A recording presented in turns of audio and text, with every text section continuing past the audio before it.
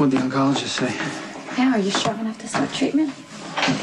Dr. Druid thinks that I should be getting the chemo within the week. Oh, that's great. Yeah. I mean, that's really great. That means you're beating the pneumonia, yeah? Yeah, well, Alexis is still very weak and there are risks. I think the real issue is whether I'm going to agree to the chemo at all. I'll have to stay at the facility for 30 days, but I'll be allowed select visitors.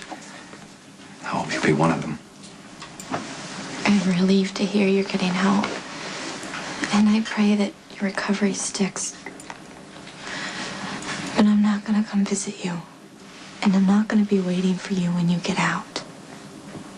You know, it's too soon to make that kind of decision. Too soon? I know that I hurt. You can't give up on me now. Not now when we have a baby on the way. It shouldn't even be up for debate. You have to have chemo. I don't have to do anything except pay taxes and die. Oh, don't. Hey, no, the point is not to die, and chemo is going to help you stay alive. Unless it kills me before the cancer does. Look, Dr. Trent made it very clear. Chemo will improve your chances of beating the It's cancer. going to poison everything in my system, including all the healthy cells that I have left. I'm going to be puking over the side of a bucket, and my bald head is going to be hanging over the side of a bed because I'll be too weak to get out of it.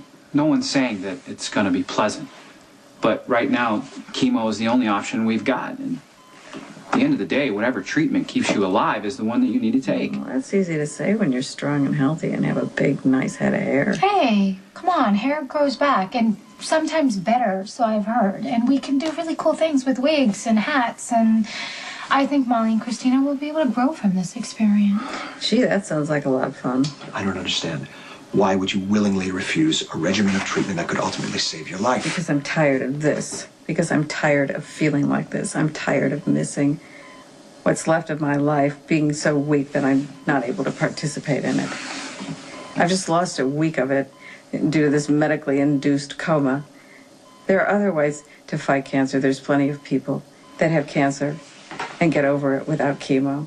There are alternatives, and I just want to figure out which one is right for me. Our marriage is over. This baby doesn't change anything. It changes everything. No. At least for me. No, Lucky, it doesn't. And I hope you get well. I really do. But I cannot be a part of your recovery. You are all of it. You and that baby. That little person inside of you that we made together will always be a part of both of us. There's no turning away from that, Elizabeth. There's no pretending that that doesn't connect us together for the rest of our lives. You're not hearing me. I can't be with you. But because I was unfaithful, if I could take that back, then I would. I don't want any more apologies about that, okay?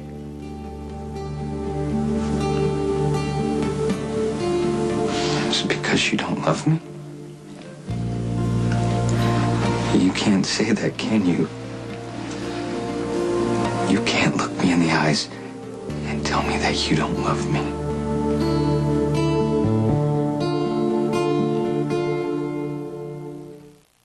I'm going to get the papers.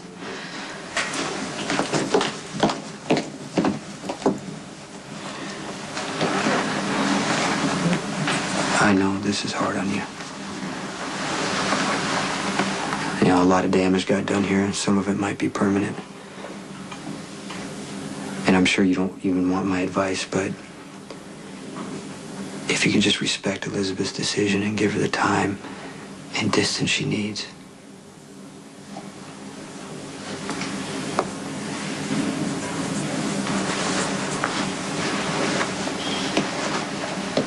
I was wrong. In so many ways. And one of them was trying to frame you for drug possession charges. The only excuse I can offer is my desperation. It's okay. I'm ready. Elizabeth. Elizabeth. I love you.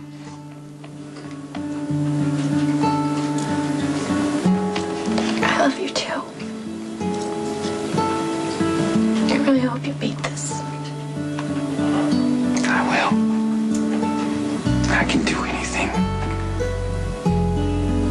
for you and our baby.